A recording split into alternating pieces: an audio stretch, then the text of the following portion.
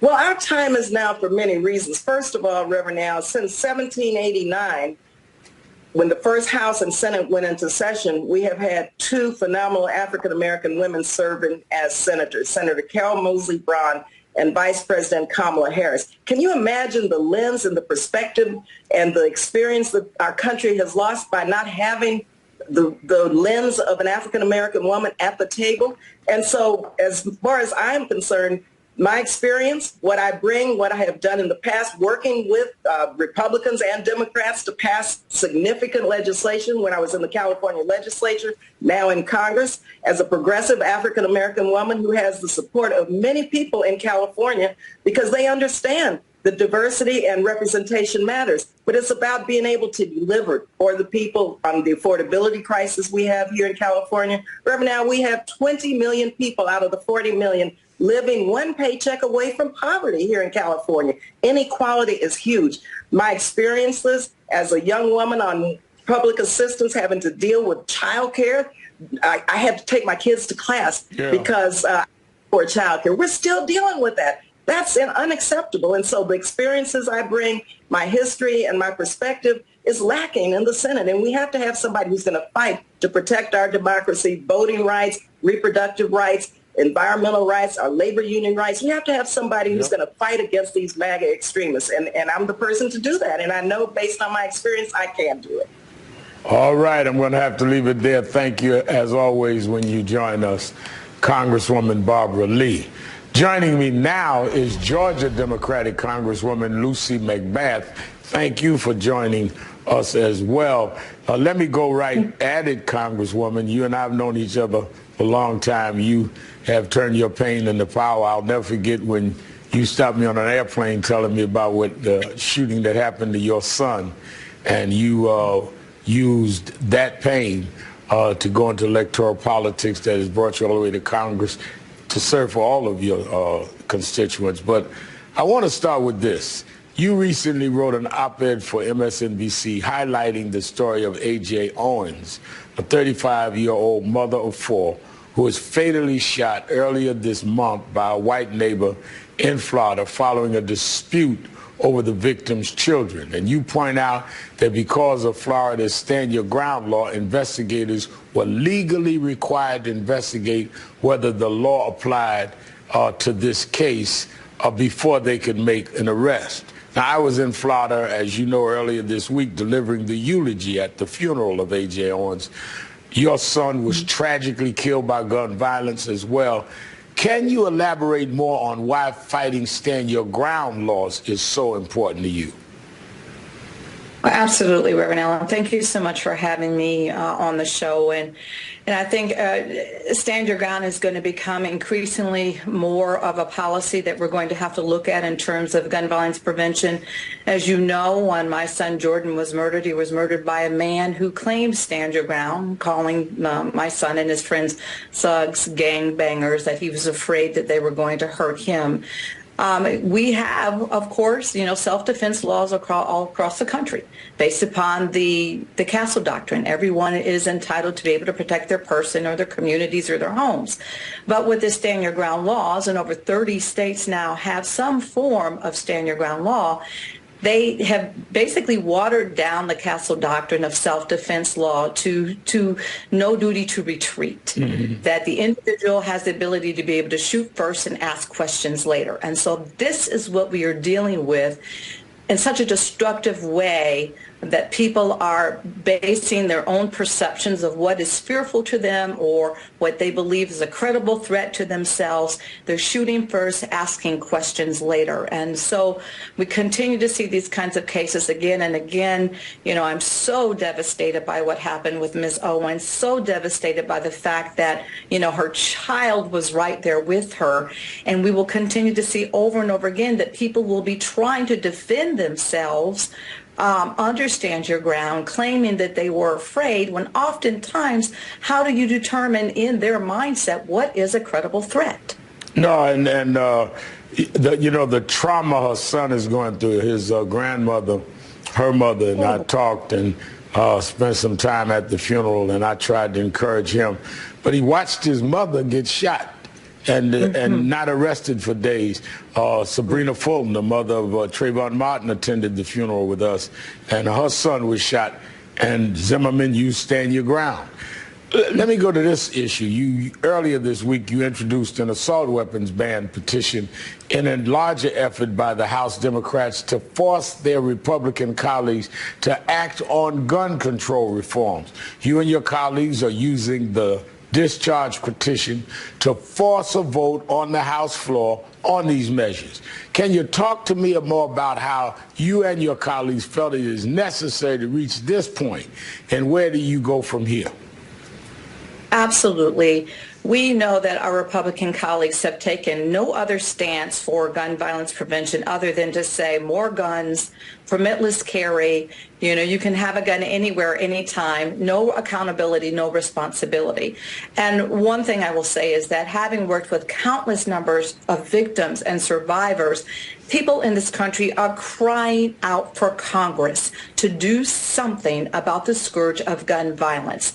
They are pleading with us. And so if our Republican colleagues are not willing to take a stance tonight, and also to actually make good on the oath that they took for their constituents to protect and serve, then my colleagues and I was happy to lead the charge on the assault weapons ban, to try to force this vote to the floor, since they are unwilling, through Judiciary Committee, which I sit on, to bring these pieces of legislation through committee and onto the floor.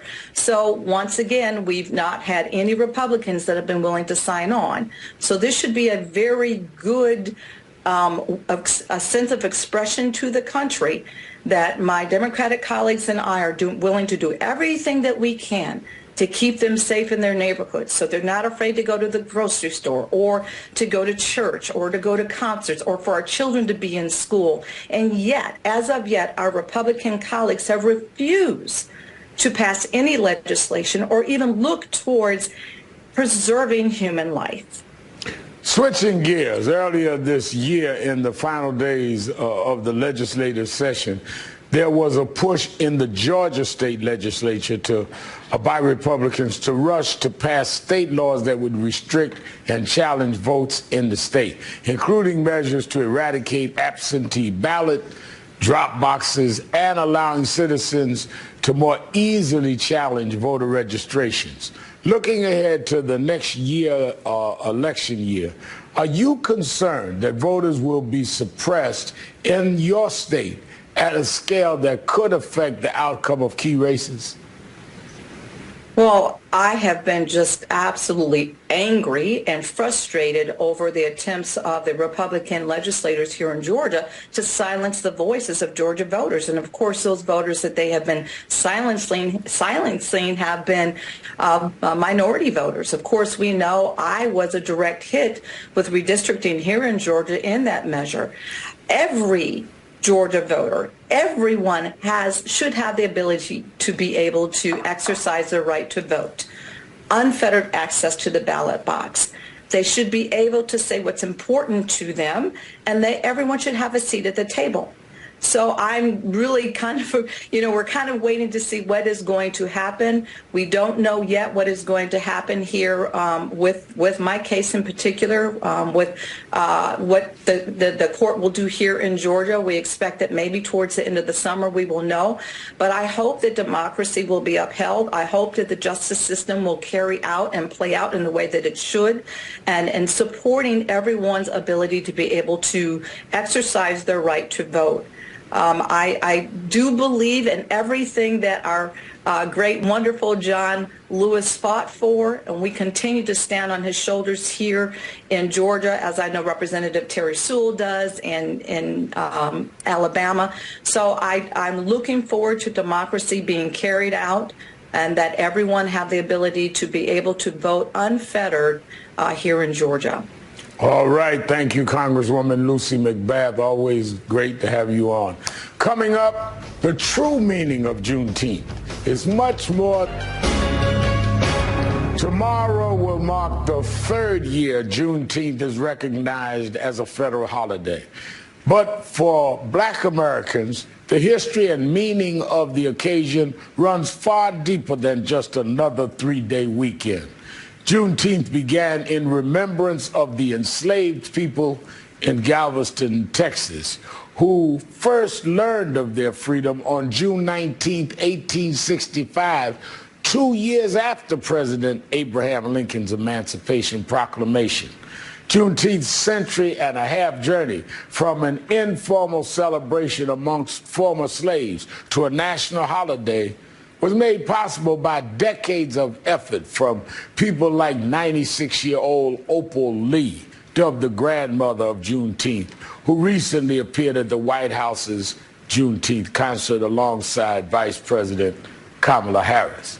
This year, at least 28 states and the District of Columbia will legally recognize Juneteenth as a public holiday. A Mercer study of 400 large companies found at least a third of them offer Juneteenth as a paid day off, and retailers such as Walmart, IKEA, and Dollar Tree have begun marketing Juneteenth merchandise to their customers. I'm pleased to see the rising national profile of Juneteenth, but I also hope the day can be used to spark a deeper dialogue on topics important to African Americans, including the issue of reparations. Earlier this month, lawmakers in New York voted to join states such as California in creating commissions to examine the persistent economic, political, and educational disparities experienced by black people as a result of slavery, and to generate workable proposals for how we can materially address these historical wrongs. Not everyone is on board with the idea of reparations yet, but I would argue recent efforts by Republicans to suppress discussion of race in our schools and public squares is a sign of desperation, not strength. As they have lost control of this historical narrative, the right has chosen to try and erase the past rather than confront it. The true meaning behind Juneteenth is to ensure it never happens again. We must rise up not only to celebrate the day of our freedom, but also to remember it came tinged with sadness because our bondage was long and brutal, and our liberation came reluctantly and unevenly. We'll be right back.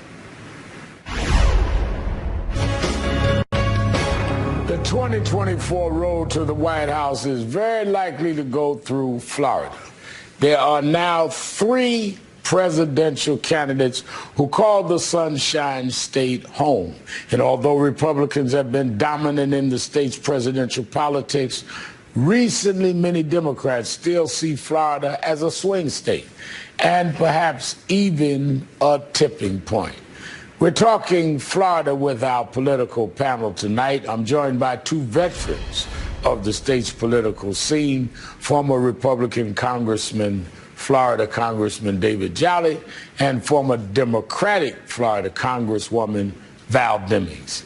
David, let's start with a guy who grew up here in New York like me, but has become in many ways the ultimate Florida man, former President Donald Trump, who was federally indicted last week, but it doesn't seem to have affected his standing in the Republican primary. Political reports, Trump leads his closest competitor by at least 30 points in 3 national polls conducted mostly or entirely after the news of the federal indictment broke. And Trump claims to have raised more than $6 million in less than a week after the news of the indictment broke. Are Trump's legal problems actually strengthening his candidacy, at least in the primaries? Yeah.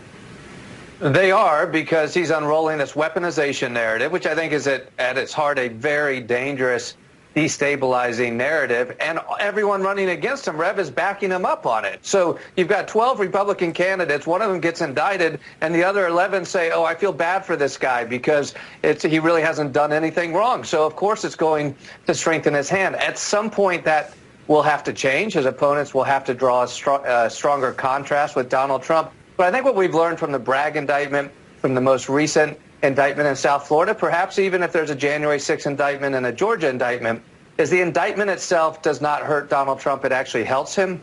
The question is, what would happen upon conviction? And I don't think we will see a conviction, whether he is ultimately convicted or not, before he can secure the nomination in mid-March. This primary is over February into March.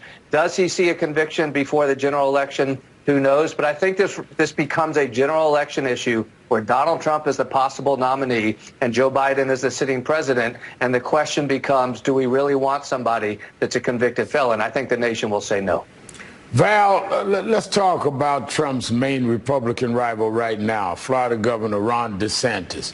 He made a campaign start in Nevada talking about his record handling COVID in Florida, but avoided risky topics like the abortion ban he signed into law or Trump's indictment. For DeSantis to gain ground, he's going to have to find a message that excites Republican voters. As someone who has followed him for a long time, do you see that happening?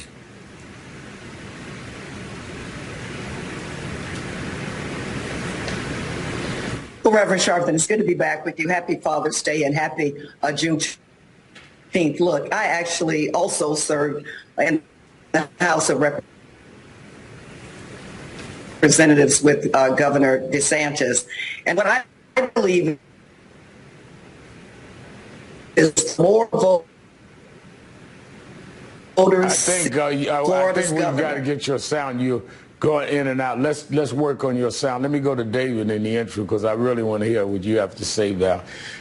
David, yet another Florida man jumped into the presidential race last week. Let's talk about that while we're getting Val's sound straight. And that's, of course, Miami Mayor Francis Suarez.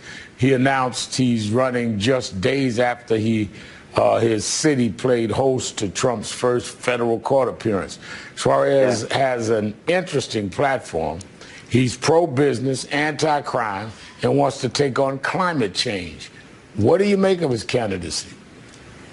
Yeah, and he also voted for Andrew Gillum over Ron DeSantis and didn't support Donald Trump in either 16 or 20. He's an intriguing Republican candidate. Look, he has tried to transform the image of the city of Miami to make it a tech hub, to talk about lowering crime, an economy that lifts all people. The nation is just getting to know Francis Suarez. The city of Miami is actually a relatively small jurisdiction that he is the mayor of. The county is actually the large jurisdiction. But here's the most intriguing thing. I enjoy watching, and I know Francis, I enjoy watching his response to so many of the hard traditional Republican primary questions because he's not fully comfortable as a Republican, and so he makes an intriguing candidate. As I mentioned, he opposed DeSantis and Trump. He does not want to go in the direction that they want to take the party, but he now finds himself in a Republican Party, in a Republican primary, where he has to give a nod to that. So you see a candidate with a long shot chance at getting the nomination, but also struggling in real time as to whether or not he can truly give a new voice to the party. It's probably a hill too high for him to climb, but let's watch him and see what he does. All right, we apologize, but we've had bad reception with Val Demings, who I certainly want to hear from. So, David, let's end on a question that has bedeviled Democrats for a few decades now. Florida has picked the winner of the presidential election 10 out of the last 12 cycles, and since 2000, the state has gone Republican 2/3 of the time, including the last two elections for Trump. Some Democrats have written Florida off as a swing state, but Democrat Donna Deegan's upset in a win as mayor of Jacksonville in a race earlier this year has some in the grassroots excited again. Can Democrats win Florida in 2024, and how would they do it? Yeah, I think they can, but maybe not for the very parochial Florida reasons that we might want to approach the topic, but for the national trend reason. So you're right. Florida has been voting Republican almost for 2 decades, but by just a point or two. Rick Scott famously, I don't think, has ever won by more than 1.5 points.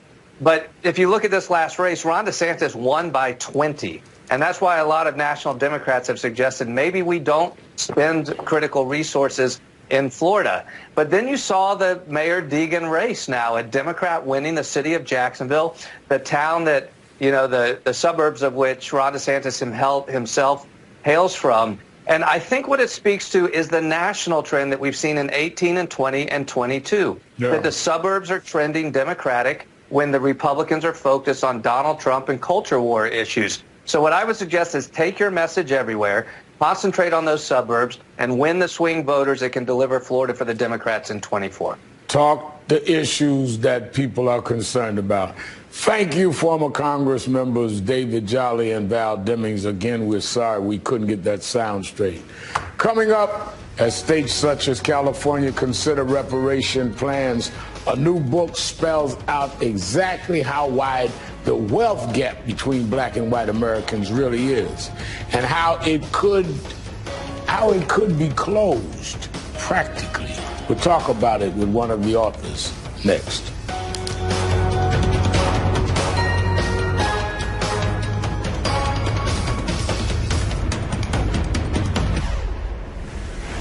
Welcome back. Ahead of tomorrow's Juneteenth holiday, we're seeing unprecedented action taken on the issue of reparations for the descendants of slaves. While a long-standing federal bill to explore reparations has lost momentum under this Congress, some House progressives are pushing to keep the issue at the forefront with new legislation. Several cities and the state of California have established some form of reparative justice program. And the Golden State has established a first-in-the-nation reparations task force, which is preparing to turn over a range of recommendations to the state legislature next week. A new book from a team of academics lays out just how the U.S. government should tackle the enduring wealth gap between white and black Americans, amplifying a roadmap to an issue that winds back to the Civil War. Joining me now is one of the authors, Duke University Professor William Darity, co-editor of the Black Reparations Project, a handbook for racial justice. Professor Darity, thank you for joining us tonight. You calculate the wealth gap between black and white Americans to be around $14 trillion. It sounds like a staggering sum, but you say that once the number is broken down, it comes out to about $800,000 per black family, $330,000 per individual. Of course, you say that's the low end, and I tend to agree with you. But for my audience, can you briefly break down how you arrived at this number? Yes, quite straightforward. The Survey of Consumer Finances, which is issued by the Federal Reserve every 3 years, the most recent version of the survey came out in 2019, generated an estimate that the average black household had a net worth that was about $841,000 less than the average white household. So that differential translates into a figure of closer to $350,000 per person. We approximate that there's about 40 million black Americans in the United States whose ancestors were enslaved here. So if you simply multiply 40 million by $350,000, you get to the $14 trillion figure. And you know what I think a lot of Americans don't understand when we say ancestors? They think we're talking about prehistoric times. I remember in 2007, a local newspaper in New York came to me, wanted to do my family tree, and came back and brought me how my great-grandfather was a slave named Coleman Sharpton in Edgefield, South Carolina. I knew my grandfather. His father was a slave. And in fact, the name Sharpton was the name of his owners. I'm named after my people's owners. And I think people don't really understand how close this is, because if my great-grandfather was a slave, my grandfather couldn't go to schools because of Jim Crow. My father had the same problem. I mean, you get to my generation, we have this wealth gap that you're talking about because it was built up over time and nothing was done to repair and make the catch-up happen. 34 years ago, the late Michigan Congressman John Conyers sponsored H.R. 40 to take up the exploration of reparations at a federal level. That bill was approved by the House committee in 2021. Its co-sponsor, Congresswoman Sheila Jackson Lee, saying at the time it had the votes to pass the full House yet it never did get that far. Professor Darity, how do you respond to that? Well, I think that that is a piece of legislation that I do not think is particularly well crafted, unfortunately, because it's really the only piece of legislation that stands out there in the process of trying to get to reparations from the federal government. So I think that one of our tasks is to develop a superior piece of legislation that would fulfill four principles or characterize four pillars of what is the appropriate way a reparations plan should be done. The first pillar is it should establish that Black Americans whose ancestors were enslaved in the United States should be the eligible recipients for Black reparations. Secondly, it should indicate that the amount at minimum should be sufficient to eliminate the racial wealth gap. And so that's where we come to this $14 trillion figure. The third thing it should indicate is that the federal government should bear full responsibility for meeting the bill for reparations. And then the final pillar of a sound reparations plan must be an indication that we prioritize giving the money to eligible recipients in a direct fashion so that they will have full discretion over how it's spent. Now, going back to a growing openness from white Americans to at least consider reparation, I've seen where you said that America has the capacity to consider the totality of its history, not just the parts that feel good or that support a kind of fantasy about our nation's past. How do you explain the push within many red states to ban books or academic courses that do exactly that? And do you think there are at least some that are fearful that a full understanding of our history will make younger generations even more open to reparative justice? I think that that's exactly the issue.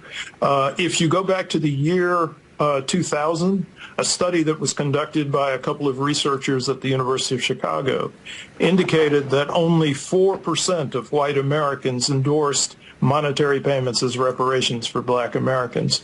But if you come up to the present year, early in 2023, a survey conducted by a team of researchers at the University of Massachusetts at Amherst found that it was closer to 30% of white Americans who now endorse reparations for Black Americans, and it's close to half of all millennials who do the same. So as folks get younger, they're more supportive of the idea of reparations. And I think that that's resulted in a backlash that's taken the form of this attack on so-called critical race theory, because the recalcitrant segment of America's population are very, very frightened by the fact that there's a substantial change in attitude among large portions of the white population. Professor William Darity, we thank you for being with us tonight.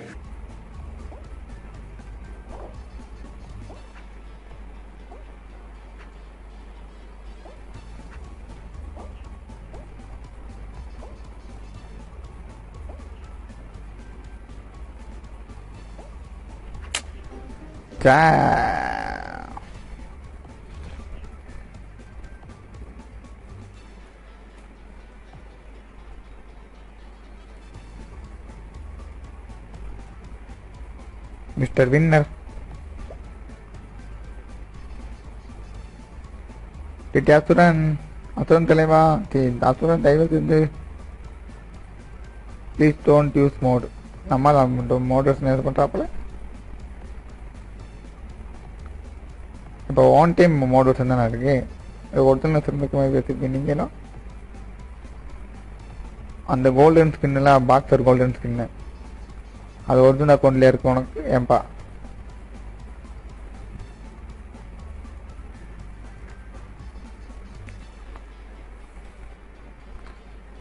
Blames guess what the game Super Metal Blade bro OP bro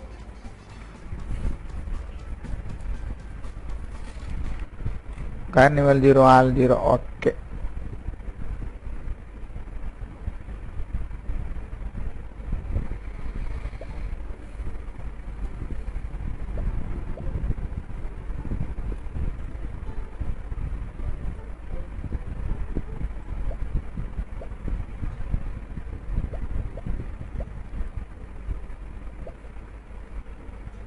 எனக்கு அப்போ இருந்து ஆசுதம்பரம் இருக்க வரைக்கும் கேங்காச்சு. அப்படியா தெரில. இந்த models அவ்வளோ இதாக இருக்கு போல். பார்த்தீங்களா என்னென்ன கொடுமை நடக்குது. 264563 கவன்.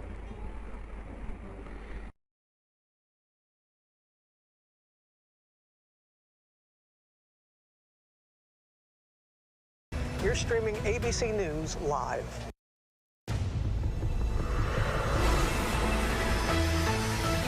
Tonight, digging out after the storm. It's right in front of us. Big tornado. Holy smokes. We're on the ground in Texas as residents sift through the rubble left behind by a deadly tornado as 50 million Americans remain under severe storm threat. Plus, I feel like if I had the answer, I would have the secret recipe. People in the US, I think, are intrigued by the Scandinavian lifestyle, but then I guess maybe my approach to social media is something that interests people here as well. we introduce you to a social media star, Matilda Djerf, and explore why the Swedish designer is making waves and what that says about younger consumers devouring her styles. And The strength of a woman is the strength that I found when I found a love for myself. I sit down with the one and only Mary J. Blige, talk about her latest project and the icon's long-lasting legacy in the music industry. Good evening. I'm Phil Lipoff in for Lindsay Davis tonight. Thank you so much for streaming with us. We are following those stories, of course, and much more, including the Department of Justice report that blames the institutional problem of discrimination in policing in Minneapolis for allowing the 2020 murder of George Floyd to be possible. Plus, the steps the Iowa Supreme Court just took on the state's abortion ban, and just a few weeks after the largest streaming platform in the world cracked down on password sharing, the gamble seems to be paying off. We're going to take a look by the numbers. Our correspondents are fanned out across the country covering those stories and more for us tonight. But we are going to begin with the severe weather threat as we enter a holiday weekend. More than 30 million Americans are bracing for yet another round of dangerous wind, hail, and possible tornadoes after more than 1,000 storm reports from Colorado to Florida this week alone. And there have been at least 8 reported tornadoes in the past 24 hours, more than 15 in the past 2 days. The most powerful leveled much of the North Texas town of Perryton.